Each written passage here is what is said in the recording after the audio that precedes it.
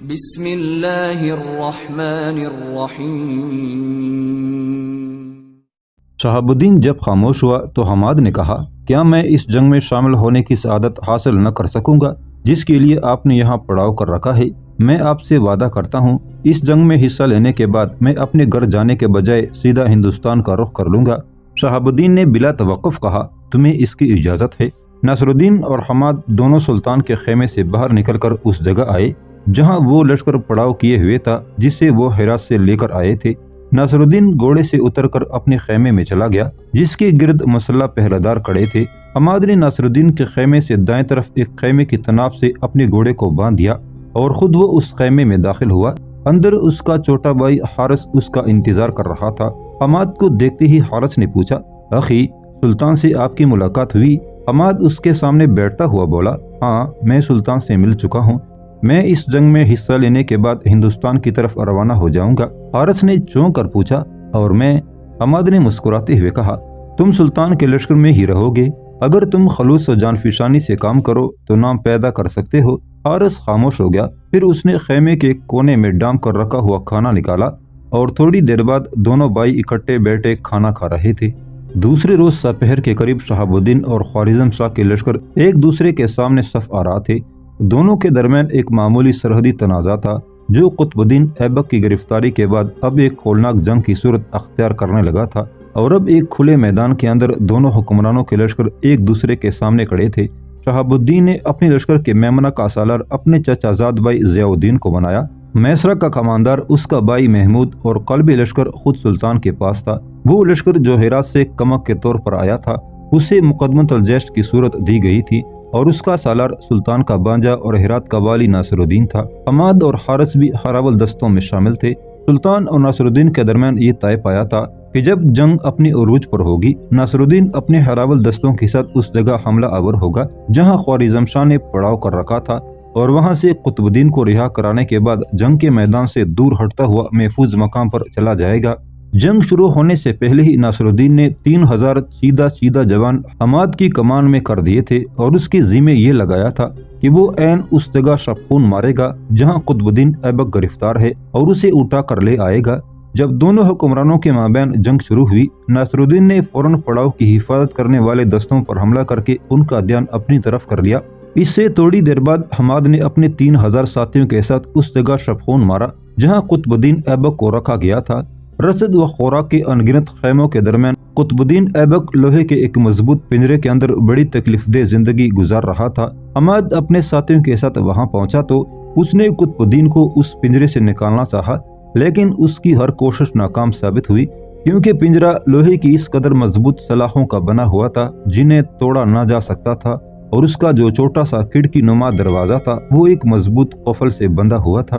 ناچار حماد نے قطب الدین کو لوہے کے پنجرے سمیت اٹھا کر اپنے گھوڑے پر رکھ لیا، جبکہ اس کے ارد گرد اس کی حفاظت میں اس کی سپاہی بڑی جان فشانی سے جنگ کر رہے تھے۔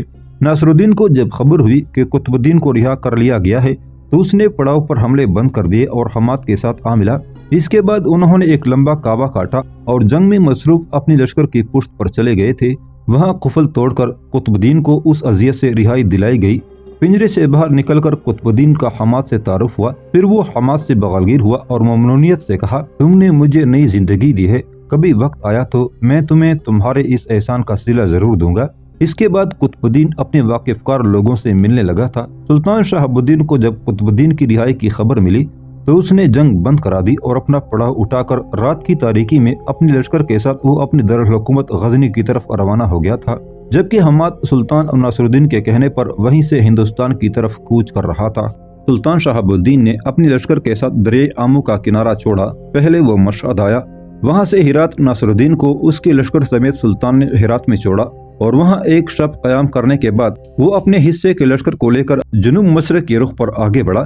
پہلے دریائے ہلمند کو عبور کیا، پھر دریائے ارغنداب کو پار کرنے کے بعد وہ اپنی دارالحکومت غزنی میں داخل ہو گیا تھا۔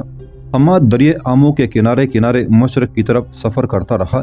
سرما کی موسلا دھار بارشوں اور برف باری کی پرواہ کیے بغیر وہ آگے بڑھتا رہا۔ ترمز کے پاس سے گزرتا ہوا وہ کندوز آیا۔ یہاں دریائے آمو کا ایک معاون اپنا رخ جنوب کی طرف بدلتا ہے، لہٰذا وہ دریا کے کنارے جنوب کی طرف بڑھتا ہوا کوہستانی شہر بغلان میں داخل ہوا۔ یہاں اس نے ایک دن اور رات آرام کرنے کے علاوہ اپنی خورش کا سامان خریدا اور دوبارہ مشرق کے رخ پر اپنی منزل کی طرف جانے کے لیے کوچ کر گیا تھا۔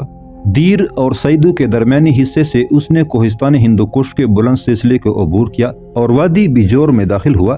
اب اس کے سامنے قدر کم بلند کوہستانوں کا سلسلہ تھا۔ اس کے علاوہ کہیں کہیں میلوں تک پھیلے ہوئے کھلے اور وسیع میدان بھی تھے، لہٰذا وہ بڑی برق رفتاری سے سفر کرتا ہوا دریائے نیلاب کے کنارے آن رکا۔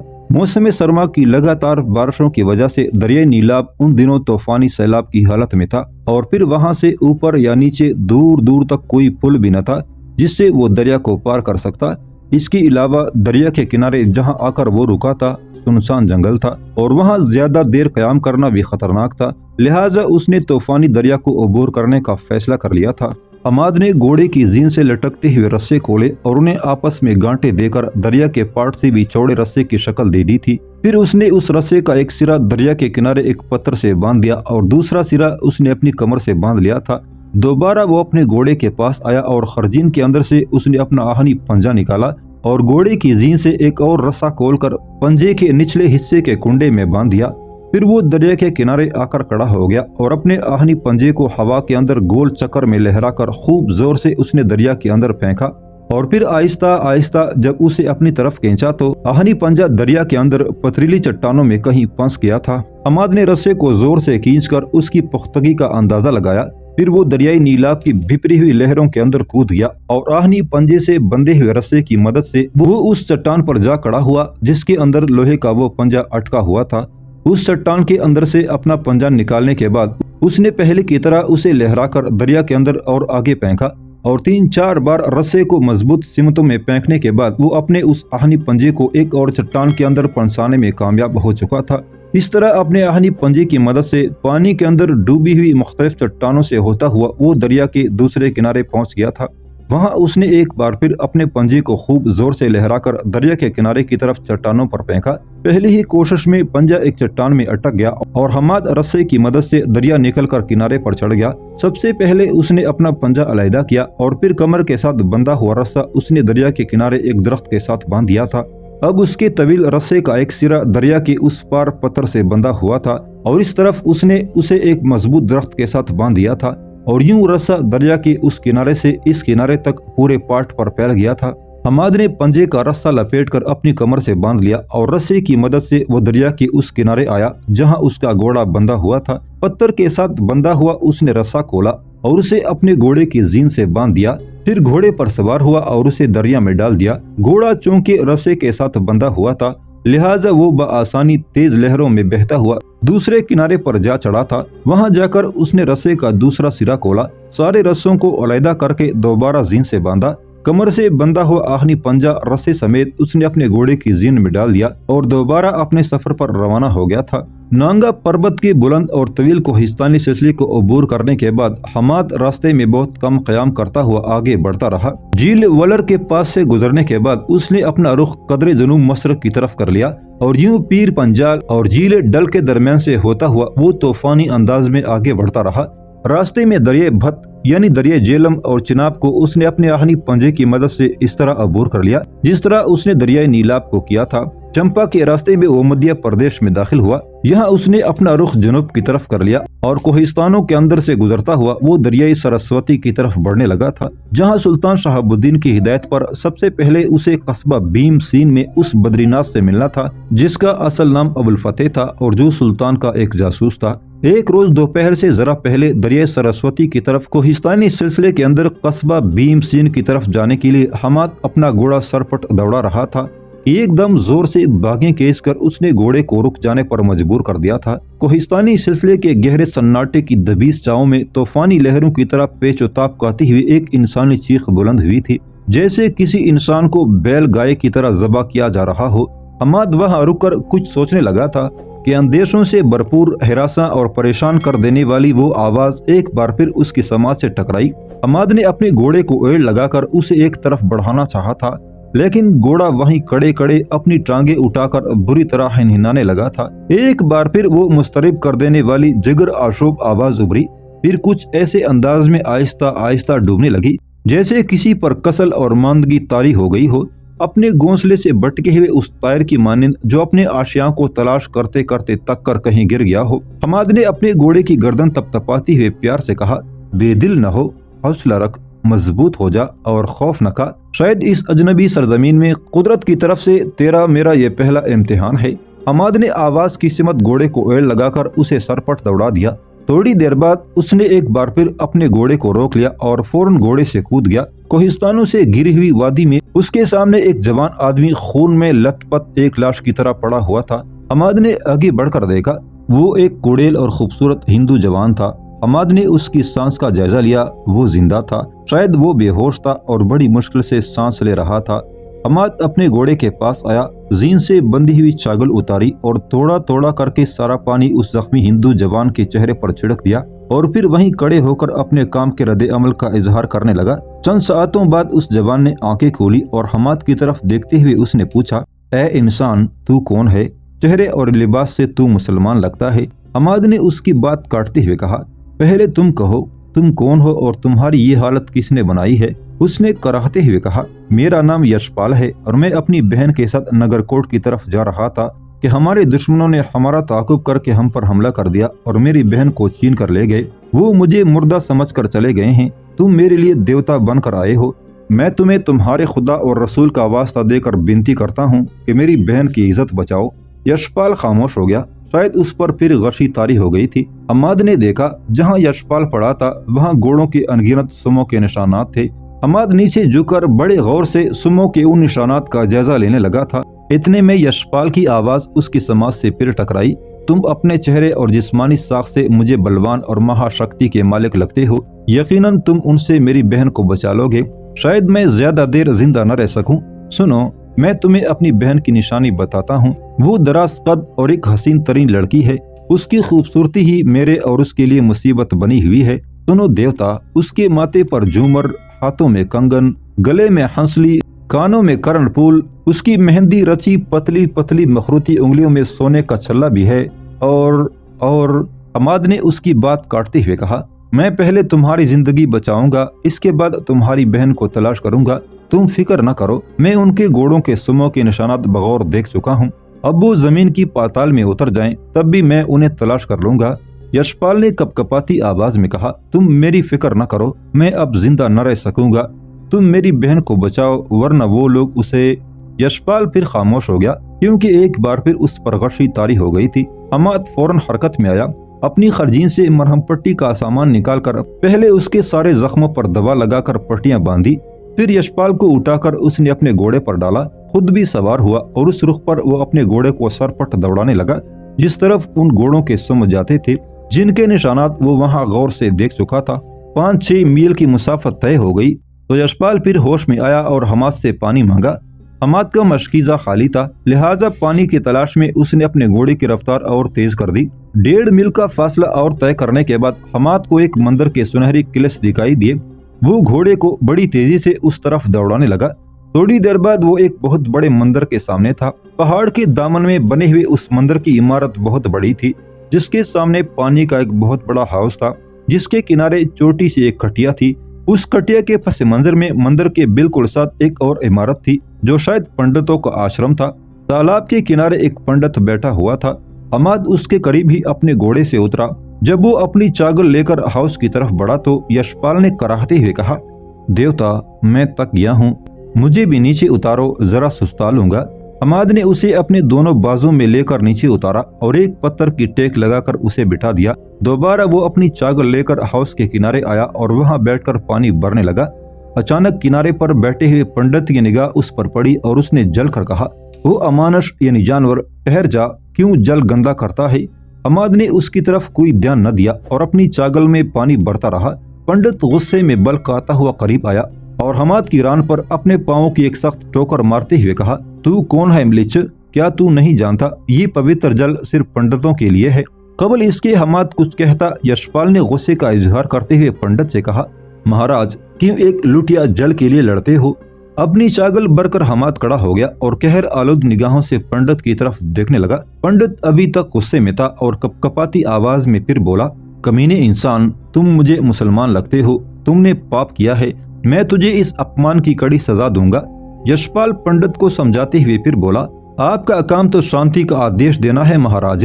हर इंसान की पुरुष और प्रकृति तो एक ही जैसी होती है। गण सिर्फ योग और तपस्या से पैदा होते हैं जो इंसानों को एक दूसरे से आला व अरफा करते हैं। इसके अलावा हर इंसानी तफरीक धोखा है, फरेब है। पंडित ने बैल की तरह रामते हुए यशपाल से कहा, मूर्ख, तू तो हिंदू है, क्या तेरी भी मत मारी गई है? क्या तू भी मंदिर के रीत के खिलाफ चल रहा है? हमाद का गुस्सा अपनी इंतहा को पहुंच चुका था। एक झटके के साथ उसने अपनी चमकती हुई बारी तलवार निकाली और सख्त गुस्से का इजहार करते हुए कहा, तू कैसा पुजारी है जिसमें इंसानियत का दर्द नहीं? क्या तुम्हारा मजहब यही सिखाता है किसी जरूरतमंद की जरूरत पूरी न करो, किसी प्यासे को मर जाने दो और पानी न दो? मैं तेरी सारी भक्ति और सारी तपस्या मिलिया मेट कर दूंगा। क्या तू नहीं जानता खुदा की बनाई हुई हर चीज से सब इंसान एक जैसा फायदा उठा सकते हैं? गुनहगार इंसान, क्या तू नहीं देखता पानी की नमी, आग की चमक, सूरज की गर्मी और हवा के लमस से हर इंसान अपनी मर्जी के मुताबिक फायदा उठा सकता है। फिर तुम पंडितों को क्या हक पहुंचता है कि ऊंच नीच के तबकात पैदा करो? हमाद ने अपने होंठों पर जुबान फेरी और कहता चला गया, ये गंगा, जमुना, सरस्वती, सरजू, गोमती, गोंडगी, जनाब, रावी, भत, नीलाब, सुतलज, बियास, फरात, दजला, आमो और नील सब दरिया इंसानों के लिए खुदा का अतिया है। तुम पंडितों ने बेकार में हिंदू कौम को 4 तबकात में तकसीम कर रखा है। क्या अछूत जिन्हें तुम मिलित समझते हो इंसान नहीं? तुम उन्हें गंगा के नजदीक तक जाने नहीं देते। गंगा किसी की जायदाद नहीं है, वो एक दरिया है जिससे हर इंसान फायदा उठा सकता है। हमाद अपनी तलवार लहराता हुआ आगे बढ़ा और सख्त गुस्से का इजहार करते हुए उस पंडित से कहा, अपने किसी देवता व भगवान को याद कर लो, मेरी तलवार तुम पर बरसने लगी है। पंडित सर से पांव तक कांप गया। सर्दी के बावजूद उसकी पेशानी अर्क आलूद हो गई थी। इतने में यशपाल की आवाज सुनाई दी। वो हमाद से मुखातिब हुआ था, देवता, भूल मनुष्य से ही होती है, इससे भी खता हुई। गुस्सा पाप की जड़ है, इसे थूक दो और इस पुजारी को क्षमा कर दो। अचानक वो पुजारी आगे बढ़ा और हमाद के कदमों पर गिरते हुए कहा, राजन, आप सच्चे और धर्मात्मा हो, मुझे क्षमा कर दो, अब कभी ऐसी भूल चूक न होगी। हमाद के होंठों पर मुस्कुराहट बिखर गई। शायद वो भी पुजारी को सिर्फ डराना धमकाना ही चाहता था। उसके घुटने पर पांव की टोकर मारते हुए उसने कहा, उठो और मेरी बात का जवाब दो। याद रखो, तुमने झूठ बोला तो मैं तुम्हारी गर्दन काट दूंगा। पुजारी खड़ा हुआ और कपकपाती आवाज में कहा, पूछो महाराज। हमाद ने दोस्त जमाने वाले लहजे में कहा, क्या तूने यहाँ से ऐसे 4 सवार गुजरते देखे हैं जिनके साथ एक लड़की भी हो? पुजारी ने झट कह दिया, तुम्हारे यहाँ आने से थोड़ी देर कबल ही वो यहाँ से गुजरे हैं। जिस रफ्तार से वो सफर कर रहे थे, अगर उसी रफ्तार से आगे बढ़ते रहे तो उन्होंने ज्यादा से ज्यादा 1 मील की मुसाफत तय कर ली होगी। हमाद जल्दी जल्दी यशपाल की तरफ बढ़ा और उसे पानी पिलाने लगा। पुजारी भी उसके पास अकड़ खड़ा हो गया और यशपाल की तरफ इशारा करते हुए उसने पूछा, शायद ये सख्त जख्मी है, पर तुम्हारा इससे क्या रिश्ता है? हमाद ने गौर से पुजारी की तरफ देखते हुए कहा, वही जो एक इंसान का दूसरे से होता है। पुजारी ने परेशानी का इजहार करते हुए कहा, तुम मुसलमान, ये हिंदू, तुम दोनों का धर्म कर्म ही आपस में नहीं मिलता, फिर तुम कैसे इसके साथी हो सकते हो? हमाद ने खफगी का इजहार करते हुए कहा, क्या आदम की जात की निस्बत से हर इंसान का दूसरे के साथ कोई ताल्लुक नहीं है? फिर हमाद ने यशपाल को उठाकर घोड़े पर बिठाते हुए पुजारी से कहा, तुम मेरा वक्त ज़ाया कर रहे हो, जाओ मंदिर में जाकर इबादत करो, मुझे वक्त ज़ाया किए बगैर किसी का ताक़ुब करना है। हमाद घोड़े पर सवार हुआ और उसे एड़ लगा दी। पुजारी उसे हैरत से देखता रह गया था। हमाद अपने घोड़े को सरपट दौड़ा रहा था कि उसके आगे बैठे हुए यशपाल ने कहा, देवता, तुमने अभी तक अपना नाम नहीं कहा। हमाद ने उसके कंधे पर हाथ रखते हुए कहा, मेरा नाम हमाद है, हमाद बिन खल्दून। क्या तुम अरब हो? हाँ। कहाँ से आए हो? निशापुर से। किस काम से? तिजारत करता हूँ। थोड़ी देर की चुप के बाद यशपाल ने कहा, हौज किनारे उस पंडित के साथ तुम्हारी बातों ने मेरे मन को शांत कर दिया है। हमाद ने मुस्कुराते हुए कहा, मैं तो समझ रहा था तुम नाराज और खफा होगे। यशपाल ने इत्मीनान का इजहार करते हुए कहा, गो मैं कश्तरी हूँ, लेकिन मुझे मुसलमानों के अंदर रहने के काफी मौके मिले हैं। मुझे तुम्हारे धर्म का ये नजरिया बेहद पसंद है कि ईश्वर यानी खुदा हर जगह है, नरगन और अनादि यानी अजली है। हमाद ने उसकी तायद में कहा, हाँ, अल्लाह हर जगह है और वो अजल से अबद तक है, उसे फना नहीं। अचानक हमाद ने चौंकते हुए कहा, यशपाल, यशपाल, वो सामने देखो, 4 घुड़सवार जा रहे हैं। انہیں پہچانو، کیا یہ وہی ہیں جو تمہیں زخمی کر کے تمہاری بہن کو اٹھا لائے ہیں؟ یشپال کے چہرے پر خوشی کے آثار بکھر گئے اور اس نے بے پناہ مسرت کا اظہار کرتے ہوئے کہا، ہاں یہ وہی کٹور ہیں، وہ دیکھو سب سے آگے والے نے میری بہن کو اپنے سامنے بٹھا رکھا ہے۔ حماد اور تیزی سے اپنے گھوڑے کو بگانے لگا اور ان کے قریب جا کر اپنی کھولتی ہوئی آواز میں اس نے کہا، ٹھہرو۔ وہ چاروں رک گئے اور بڑے تھیکے جتونوں سے حماد اور اس کے سامنے بیٹھے ہوئے یشپال کی طرف دیکھنے لگے۔ پھر ان میں سے وہ جس نے اپنے آگے یشپال کی بہن کو بٹھا رکھا تھا، یشپال کی طرف دیکھتے ہوئے حیرت سے بولا، کیا تم ابھی تک زندہ ہو؟